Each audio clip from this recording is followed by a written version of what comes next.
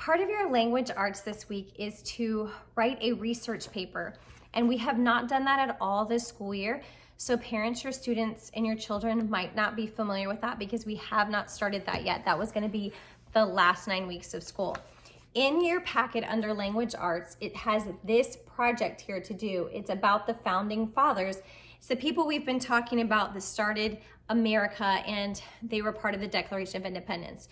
So you're gonna pick one of those people: George Washington, Paul Revere, Thomas Jefferson, Benjamin Franklin, and you're gonna draw their picture here, whoever you pick. Then on the next page, each part of this is part of a test grade for social studies and for writing. So you get 2 grades for this. The next page, it asks you some questions that you have to look up on the internet.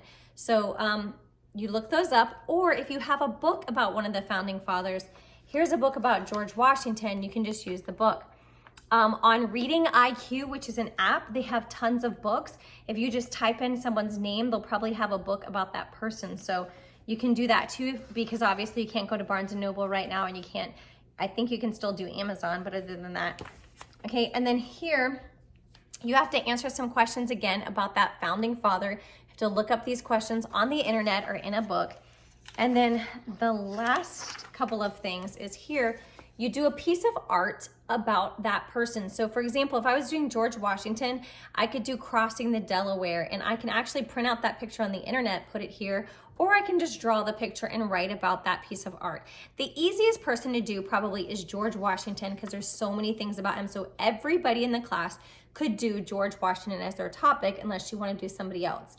My favorite is Benjamin Franklin, and I also love Thomas Jefferson, so you can do that.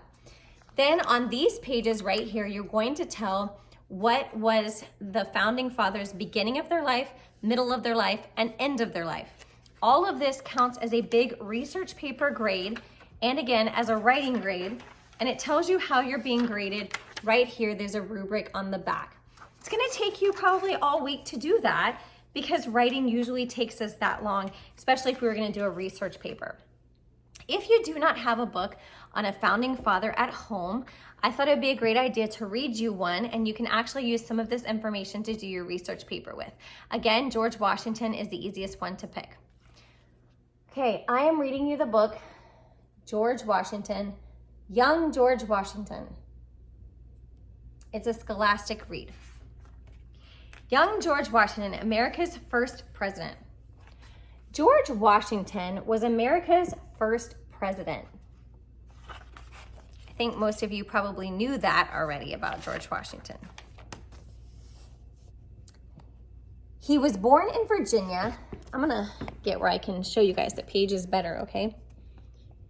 He was born in Virginia in 1732. In those days, America was ruled by the King of Great Britain because Virginia was a British colony. Young George didn't care who ruled America. He was too busy playing games and helping his family on their farm. When George was 7, he started school. He went to a one-room schoolhouse. Children of all ages sat together and were taught by one teacher. When George was 11, a very sad thing happened. His father died. George went to stay with his older brother, Lawrence. Lawrence lived on a very big farm called Mount Vernon. George lived there too. You can actually visit Virginia today and see some of these famous historical places. At Mount Vernon, George learned about farming, but there was time for fun too. He hunted, he fished, he rode horses, because George loved riding horses most of all.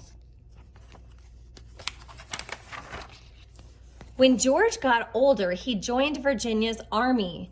He led many attacks against the French and Indians. George was such a good leader, and soon he became the head of Virginia's army.